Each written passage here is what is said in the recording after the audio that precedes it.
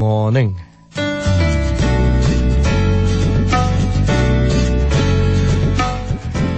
કડવાશને દૂર કેવી રીતે કરવી? ઘણી બધી વાર એવું થતું હોય છે કે દુનિયામાં અન્ય વ્યક્તિઓ સાથેના વ્યવહારમાં ક્યાંક આપણા દિલમાં કડવાશ પેદા થાય અને એ કડવાશને દૂર ના કરીએ તો આપણી માનસિક તંદુરસ્તી માટે જોખમ. બીજાને તો કાંઈ ફરક ના પડે, એક આપણે જ મનમાં ને મનમાં હિજરાયા કરીએ, વિચાર્યા કરીએ કે મેં પેલાના માટે આટલું બધું કર્યું તોય એને પડી નથી, એણે મારી સાથે આવું કર્યું ને તેવું કર્યું.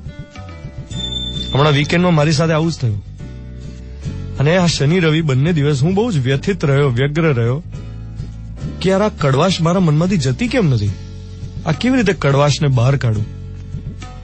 રસ્તો શું? સામેની વ્યક્તિને કહી દઉં કે તમે ખોટું કર્યું છે, અને કહી દીધા પછી એ ગેરસમજનો ઉકેલ ના આવ્યો તો, મનમાં વળેલી ગાંઠ એમની એમ જ રહી તો? અને ખરેખર એવું જ થયું. સામેની વ્યક્તિને કહી દીધા પછી પણ મારા મનમાં કડવાશ તો એમની એમ જ રહી, ગઈ નહીં, નારાજગી યથાવત રહી. પછી મેં વિચાર્યું કે આની પાછળ શું છે? મૂળમાં તો છે મારો ઈગો. જો હું ઈગો નહીં છોડું તો મારા મનની કડવાશ મને જ હેરાન કરશે. આજનો મોર્નિંગ મંત્ર: આપણા જીવનની મધુરતાને કલુષિત થતી અટકાવવા માટે મનમાં રહેલી ગાંઠો ખોલતા રહીએ. સરળ થવામાં જ સાર છે, બાકી હું કોણ એવો ભાર લઈને ફરીએ તો સાલું હેરાન તો આપણે જ થઈએ.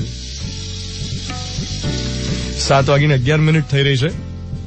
મિર્ચી 98.3, 16 એપ્રિલ 2018, સોમવારની સવાર. હું છું ધ્વનિત તમારી સાથે. Good morning my dear.